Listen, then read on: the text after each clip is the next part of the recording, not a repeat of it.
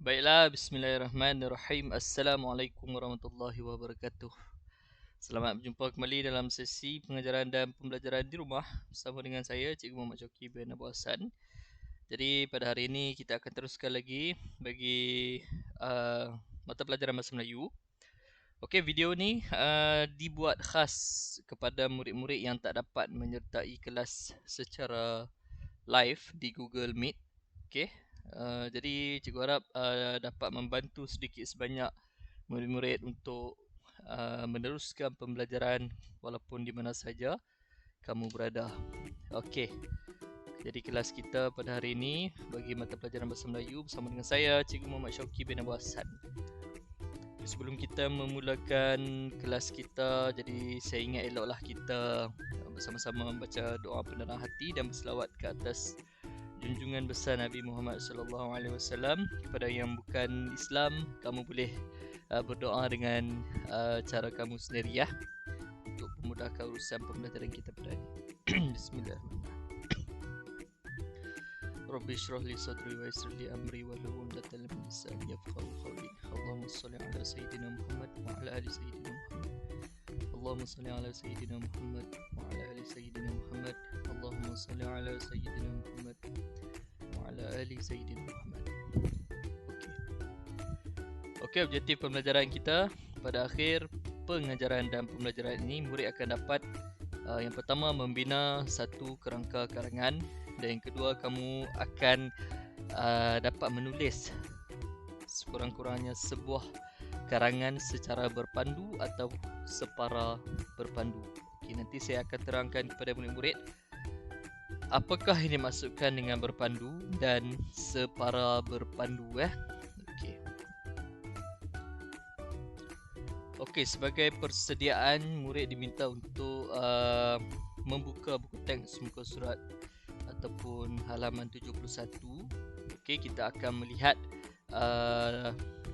teks ataupun petikan yang diberi tajuk Kami Bersahabat ini sebentar sahaja lagi. Okey, diingatkan kepada murid-murid sekiranya murid-murid terjumpa bintang ini sepanjang sesi pengajaran daripada saya minta kamu sila buat catatan sila buat catatan sebab akan ada soalan yang akan diajukan berkenaan dengan kalau kamu terjumpa bintang ni lah nanti.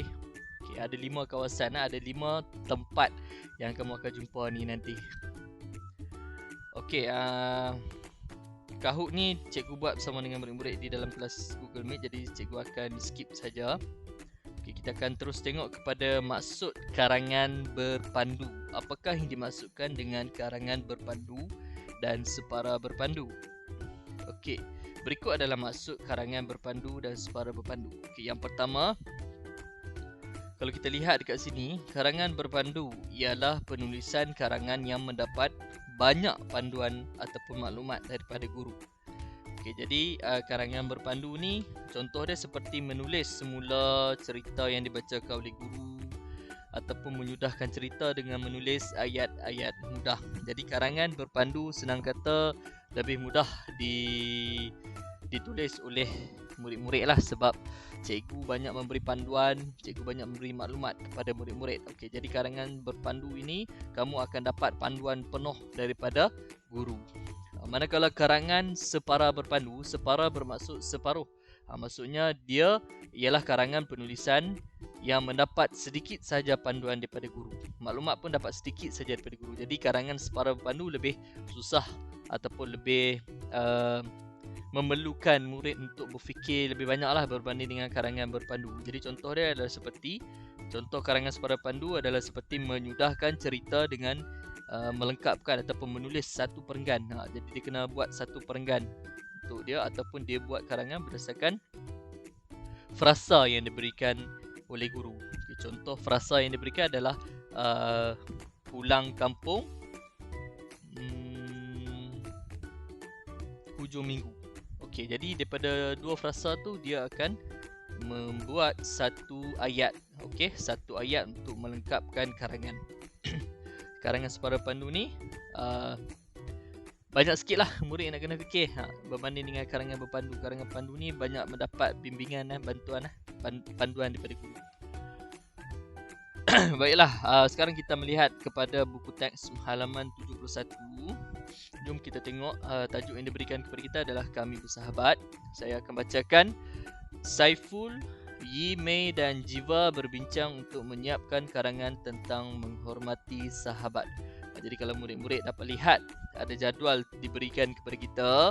Okey, di sebelah kiri dia diberikan kepada kita kerangka karangan.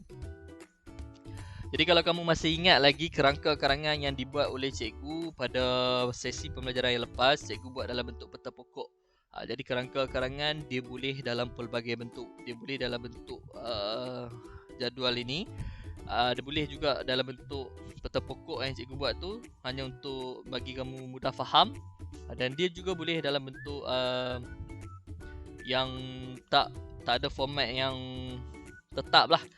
Dia boleh bentuk dalam bentuk yang dalam satu contoh karangan yang orang cakap karangan berdasarkan bahan rangsangan. Dia ada gambar, lepas tu bawah gambar tu dia ada tempat kosong macam ni tempat kosong macam isi kedua, isi ketiga ni yang dia minta kamu isikan. Boleh juga dalam tu. Nanti yang bentuk macam tu kamu akan lihat di dalam buku aktiviti nanti, untuk latihan dalam buku aktiviti nanti. Okay, jadi sekarang kita akan cuba membacakan dahulu kerangka karangan pendahuluan hubungan rapat selain keluarga. Isi pertama, jaga tutur kata, elak bahasa kasar.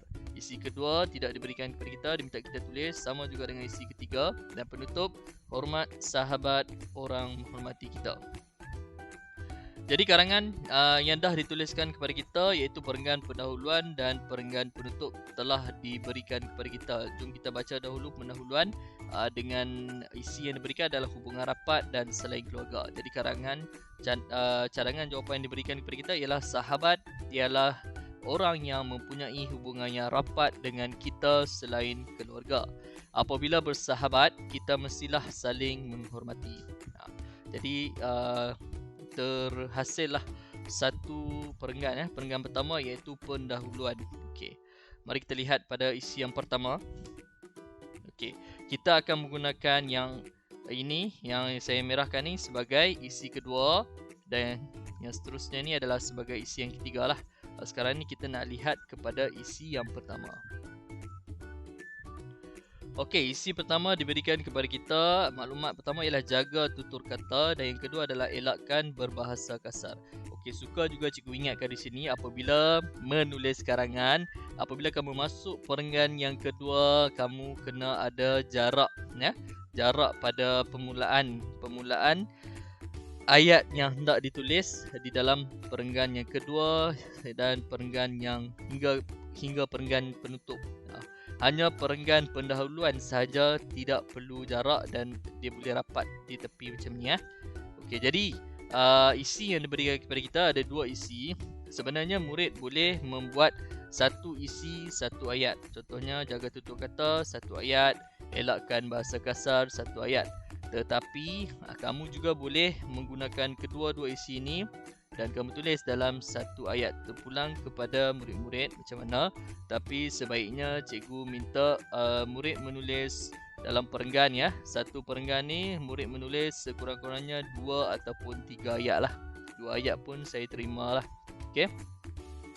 Okey, ini adalah cadangan jawapan daripada saya. Amalan menghormati sahabat boleh dilakukan dengan telah diberikan kepada kita.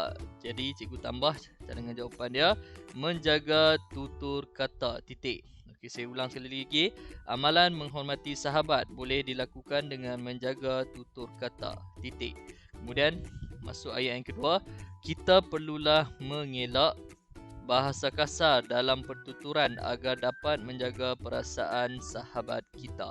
Okey, jadi selesai isi pertama iaitu perenggan yang kedua. Mari kita lihat perenggan yang ketiga iaitu isi yang kedua. Seperti mana yang saya beritahu tadi, kita akan menggunakan maklumat yang diberikan di bawah iaitu saling membantu dan ikhlas. Okey, kamu boleh buat satu maklumat ni satu ayat ataupun kedua-dua maklumat ni kamu nak jadikan dia satu ayat pun boleh. Okey, kalau kamu perhatikan kat sini, seterusnya diberikan kita seterusnya. Seterusnya ini adalah salah satu contoh.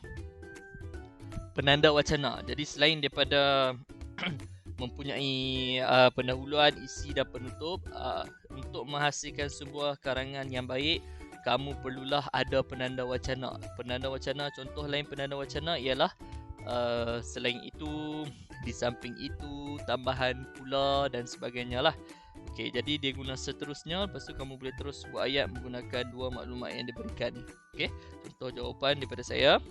Seterusnya, kita juga boleh saling membantu sahabat kita dengan ikhlas. Jadi cikgu gabungkan kedua-dua maklumat ni dalam satu ayat. Okey, kemudian kita kembangkan isi yang telah diberikan kepada kita ni. Kita buatlah ayat. Nak cerita pasal apa kan, terpulang kepada kamu nak cerita pasal apa, tapi mestilah berkaitan dengan saling membantu dengan ikhlas ni. Okey, jadi contoh cadangan jawapan daripada saya, kita boleh membantu mengajar sahabat dalam mata pelajaran yang lemah. Okey, titik. Selain itu, saya menggunakan penanda wacana dekat sini ya. Selain itu, kita juga boleh membantu sahabat kita sekiranya dia mengalami kesusahan. Okey, seterusnya kita lihat kepada isi yang ketiga. Kita ambil pada isi yang telah diberikan kepada kita. Yang pertama, mengambil berat, dan yang kedua, berkongsi masalah. Okey, dan dia menggunakan penanda wacana selain itu. Saya teruskan dengan contoh ataupun cadangan jawapan daripada saya. Saya nak guna di samping itu, sebab selain itu tadi saya dah gunakan di dalam perenggan yang ketiga, iaitu isi yang kedua. Sekarang ni perenggan keempat, isi yang ketiga saya nak guna di samping itu. Jadi dia jadi macam ni lah. Di samping itu, kita perlulah mengambil berat tentang sahabat kita. Titik. Ayat pertama, kita bolehlah berkongsi masalah dengan sahabat kita. Titik. Kamu hanya perlu buat ayat yang mudah saja, tak perlu fikirkan ayat yang panjang-panjang. Nak buat ayat majmuk lagi baik. Okey. Okey, misalnya kita berbincang berkenaan mata pelajaran yang tidak difahami oleh sahabat. Okey, ini adalah cadangan jawapan daripada saya lah. Kemudian penutup telah diberikan kepada kita, nanti murid boleh baca. Baiklah murid-murid, jadi kenapa perlu buat kerangka karangan sebelum menulis karangan? Kamu perhatikan ada logo bintang kat sini ya. Jadi penting untuk kamu buat sedikit catatan berkenaan kenapa perlu buat kerangka karangan sebelum menulis karangan. Okey. Yang pertama, isi karangan akan dapat dihuraikan dengan lebih tersusun sebab kita merujuk kepada kerangka karangan tu. Jadi kamu akan buat secara lebih tersusun lah. Yang kedua, penulisan karangan akan menjadi lebih lancar lah apabila kamu ada panduan. Okey, dan yang terakhir, pengulangan isi tidak akan berlaku sebab kamu bila tulis isi pertama, kamu dah tahu isi yang ni telah ditulis dan kamu tak akan tulis lagi pada isi yang kedua dan isi yang ketiga sebab kamu menggunakan panduan. Kamu menggunakan kerangka sebagai panduan. Okey, jadi saya harap murid-murid ingat yang pertama, isi karangan takkan dapat isi karangan dihurai lebih tersusun. Yang kedua, penulisan akan menjadi lebih lancar, dan yang ketiga, tidak akan berlaku sebarang pengulangan isi. Okey. Mari kita lihat maksud kerangka karangan. Okey, apakah yang dimaksudkan dengan kerangka karangan? Kerangka karangan ialah satu perancangan idea. Jadi kata kunci dia ialah perancangan idea dan isi-isi penting untuk menghasilkan sebuah karangan yang baik. Jadi orang tanya apa maksud kerangka karangan? Kerangka karangan itu adalah perancangan idea untuk menghasilkan sebuah karangan yang baik. Kamu gunakan kata kunci perancangan idea tu saja.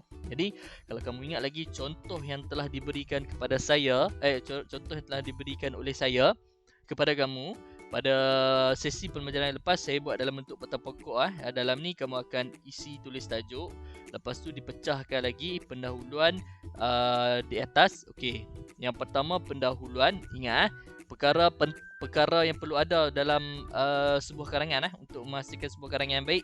3 benda yang perlu ada dalam karangan yang baik. Yang pertama, pendahuluan. Yang kedua, isi. Dan yang ketiga, penutup. 3 benda ni kena ada untuk menghasilkan karangan yang baik. Selain daripada itu, yang cikgu beritahu tadi adalah penanda wacana dan sebagainya lah. Itu format. Okey.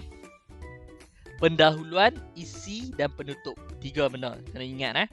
Okey, isi ni terpulang, boleh jadi isi dia ada satu sajalah. Jadi dia akan, karangan tersebut akan menjadi 3 perenggan. Kalau isi ada 2, karangan tersebut akan menjadi 1, 2, 3, 4 perenggan. Jadi biasanya ada 3 isi lah.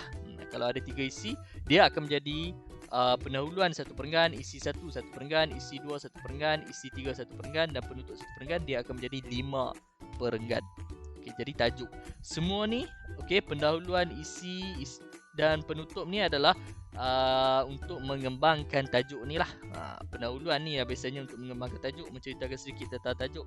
Isi akan dikembangkan dan penutup adalah kesimpulan yang akan dibuat. Nanti saya akan terangkan satu persatu apa yang dimasukkan dengan pendahuluan, isi dan penutup. Tapi sekarang ni kalau kamu perhatikan ada star dekat sini kan. Sebab kamu nak kena faham 3 perkara penting ataupun 3 perkara yang perlu ada untuk menghasilkan karangan yang baik. Yang pertama kena ada pendahuluan, yang kedua kena ada isi dan yang ketiga kena ada penutup. Kalau ditanya, 3 benda ni kamu akan bagi tahu. Okey, sesi soal jawab yang pertama. Kenapa kita perlu membuat kerangka karangan sebelum menulis sebuah karangan? Ada saya terangkan awal tadi kenapa kita kena buat kerangka karangan sebelum menulis sebuah karangan. Okey, yang pertama saya berikan jawapan kepada kamu lah. Kita kena buat kerangka karangan yang pertama untuk mengelakkan daripada berlaku pengulangan isi. Ingat lagi tak? Untuk elakkan daripada berlaku pengulangan isi. Yang kedua, penulisan karangan akan menjadi lebih lancar. Dan yang ketiga, cikgu tunjuk kepada kamu supaya kamu dapat recall, ingat balik. Dan yang ketiga, isi karangan kamu akan dapat dihurai dengan lebih tersusun. Nampak?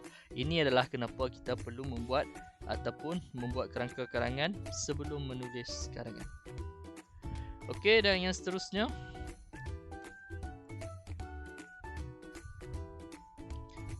soalan yang kedua, sesi soal jawab. Apakah 3 perkara penting yang perlu ada dalam sesebuah karangan yang baik? 3 benda penting kena ada yang saya bagi tahu tadi. 3 perkara penting kena ada. Okey, jawapan dia yang pertama kena ada pendahuluan, yang kedua ada isi dan yang ketiga ada penutup. Okey, jadi itu adalah jawapan kepada soalan yang kedua. Jadi murid-murid yang menyertai kelas secara Google Meet, dia akan tulis jawapan di dalam Jamboard. Jadi kamu tak perlulah, kamu boleh dengar penerangan daripada saya saja. Okey, yang seterusnya adalah kita akan membina kerangka karangan ya. Sebelum itu mari kita ketahui apakah kegunaan pendahuluan, isi dan penutup pada kerangka karangan. Jadi apa yang dimasukkan dengan pendahuluan? Sila ambil catatan. Pendahuluan ini berada di atas sekali dalam kerangka karangan, iaitu yang pertama. Okey, bermaksud untuk menerangkan dan memperkenalkan tajuk karangan. Jadi kata kunci dia ialah memperkenalkan tajuk. Pendahuluan adalah untuk memperkenalkan tajuk. Dia permulaan karangan. Yang kedua adalah isi. Sila ambil catatan. Yang isi ni apa maksud dia? Isi berada di tengah-tengah ataupun kita sebut dia sebagai badan. Badan, body dia. Body kepada karangan ni bermaksud mengembangkan jalan cerita. Isi adalah untuk mengembangkan jalan cerita. Yang seterusnya, penutup. Sila buat catatan. Okey, berada pada akhir sekali karangan. Apa kegunaan dia? Kegunaan dia ialah untuk membuat rumusan ataupun untuk membuat rumusan atau kesimpulan pada jalan cerita karangan. Jadi kata kunci dia ialah membuat rumusan. Mesti ingat lagi tak pendahuluan tadi untuk apa? Pendahuluan untuk apa? Isi untuk apa? Penutup untuk apa? Jadi saya harap kamu ingat. Cuba kita tengok semula. Recall. Pendahuluan memperkenalkan tajuk. Isi untuk mengembangkan jalan cerita. Manakala penutup untuk membuat rumusan. Okey? Okey, saya harap murid-murid dapat ingat. Okey, seterusnya nanti kalau dalam Google Meet, murid akan menulis apakah murid akan membina kerangka karangan dan menyatakan maksud pendahuluan, isi dan penutup. Pendahuluan untuk apa tadi? Memperkenalkan tajuk kan. isi untuk mengembangkan jalan cerita. Dan yang terakhir sekali ialah penutup adalah untuk membuat rumusan. Okey, aktiviti yang seterusnya adalah menulis karangan secara berpandu. Jadi kamu akan menulis karangan berpandu mengikut kumpulan lah. Kalau dalam Google Live, Google Meet, dia akan mengikut kumpulan. Jadi kamu yang menonton ini akan cuba menulis karangan secara berpandu. Ini kamu akan cuba buat. Cuba tengok kat sini macam mana kita nak buat. Kita buat secara ansur maju. Yang pertama ni kita akan buat 2 perenggan saja. Cuba tengok contoh yang pertama ni. Saya akan tunjuk perenggan 1 saja. Diberikan kepada kita perkataan dan frasa. Perkataan berkelah pantai Port Dickson. Nombor 2, bertolak 10 pagi. Nombor 3, menaiki kereta. Dan yang keempat, ayah kereta berhemah. Macam mana kita nak buat ni? Okey, cikgu tunjuk contoh yang telah dibuat oleh cikgu. Untuk kita tulis satu ni, setiap satu ni satu ayat. Satu ni satu ayat, 2 satu ayat, 3 satu ayat, 4 satu ayat. Jadi 4 ayat dah melengkapkan perenggan yang pertama. Okey. Nombor 1, contoh ayat dia adalah pada hujung minggu lepas, saya dan keluarga pergi berkelah di pantai Port Dickson. Mesti menggunakan kesemua ayat kesemua maklumat yang diberikan kepada kita Yang kedua, kami semua bertolak ke sana pada pukul 10 pagi. Titik. Buat ayat mudah sahaja. Nombor 3, kami bertolak ke sana dengan menaiki kereta. Nombor 4 ni, ayah kereta berhemah. Macam mana nak buat ayat ayah kereta berhemah? Jadi nombor 4 ni, contoh dia ialah semasa dalam perjalanan ke sana, ayah telah memandu kereta dengan berhemah. Jadi siap satu perenggan. Satu perenggan pertama diletakkan di sinilah. Jadi yang ni ditulis tidak mengikut format. Belum lagi mengikut format.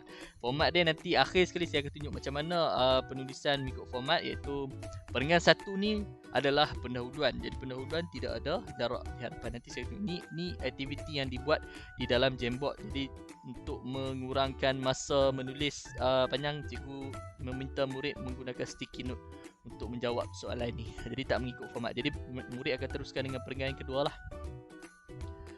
Okey, contoh yang kedua, yang ni banyak sikit yang ni aras yang lebih tinggi, di mana seorang murid akan buat satu perenggan. Kalau yang tadi, satu perenggan akan dibuat oleh 2 orang murid. Jadi yang tadi tu seorang murid dia buat 2 ayat je lah. Yang ni seorang murid kena buat 4 ayat. Jadi contoh dia, kalau kita lihat ni, tajuk yang diberikan adalah pulang ke kampung. Perenggan 1, cuti sekolah pulang kampung. Nombor 2, kampung terletak. Nombor 3, menaiki pulang ke sana. Nombor 4, perjalanan 6 jam. Jadi contoh dia kita nak buat macam ni lah. Pada cuti sekolah yang lepas, saya sekeluarga telah pulang ke kampung. Buat ayat mudah saja. Kampung saya terletak di Sungai Tiang, Kedah. Nombor 3, menaiki pulang ke sana. Kami menaiki kereta untuk pulang ke sana. Nombor 4, perjalanan 6 jam. Perjalanan untuk tiba di kampung mengambil masa 6 jam. Siap perenggan 1, iaitu pendahuluan. Jadi seorang murid telah siap lah. Lepas tu kawan dia akan sambung menulis pada perenggan yang kedua, iaitu isi yang pertama kat sini. Dia akan tulis macam itulah. Tapi ini tidak lagi mengikut format. Ini hanyalah untuk kita belajar bina ayat dan belajar macam mana cara hendak menulis karangan, hendak kembangkan tajuk itu. Macam mana kamu nak mengembangkan jalan cerita itu tersebut. Isi Okey, dia akan guna Jamboard lah untuk jawab semua tu tadi. Okey, ini adalah contoh akhir sekali apabila kamu berjaya menulis karangan. Format dia akan menjadi seperti ini, di mana pendahuluan tidak ada jarak dekat sini. Dia akan tulis pada hujung minggu merupakan hari cuti, titik, hari yang selalu kita tunggu, titik, semua ahli keluarga akan berkumpul di rumah. Semua adalah ayat mudah saja, 3 ayat, siap, titik. Kemudian masuk pada perenggan yang kedua, iaitu isi yang pertama ada jarak. Perenggan yang ketiga ataupun penutup mesti ada jarak. Kalau ikutkan kepada contoh karangan yang diberikan kepada kita ini, dia hanya mempunyai satu pendahuluan, satu isi dan satu penutup sahaja. Jadi dia ada 3 perenggan lah. Jadi sebenarnya ini adalah salah satu contoh karangan yang baik lah. Tapi biasanya kalau ada 2 atau 3 isi, lebih baik lah, sebab kamu dapat menulis dengan lebih banyak. Nampaklah hasil karangan kamu tu. Contoh pertama, ini adalah contoh yang kedua. Nampak? Pada pendahuluan tidak ada jarak. Masuk pada perenggan kedua dan sampai penutup memang kena ada jarak. Satu pendahuluan, satu isi dan satu penutup. Ini untuk contoh ni. Kamu boleh baca nanti ya. Okey, jadi itu saja kelas kita pada hari ini. Untuk tugasan kamu, kamu akan melengkapkan latihan di dalam buku aktiviti muka surat 79 ya. Saya ulang sekali lagi, muka surat 79. Dekat situ ada kamu akan melengkapkan kerangka terlebih dahulu, kemudian kamu akan buat penulisan di dalam buku tulis penulisan. Kamu akan guna buku tulis penulisan ya untuk menghasilkan penulisan. Tak salah saya bertajuk berkenaan dengan hari kebangsaan, berkenaan dengan raikan hari kebangsaan. Jadi itu adalah tugasan yang akan kamu buat. Seperti biasa, dah siap, kamu boleh hantar terus ke dalam Google Classroom. Jadi terima kasih cikgu ucapkan kepada semua murid atas perhatian yang telah kamu berikan. Cikgu harap dapat membantu sedikit sebanyak untuk kamu menghasilkan karangan yang baik. Okey, jadi semoga kita berjumpa lagi pada kelas yang akan datang. Assalamualaikum warahmatullahi wabarakatuh. Jumpa lagi.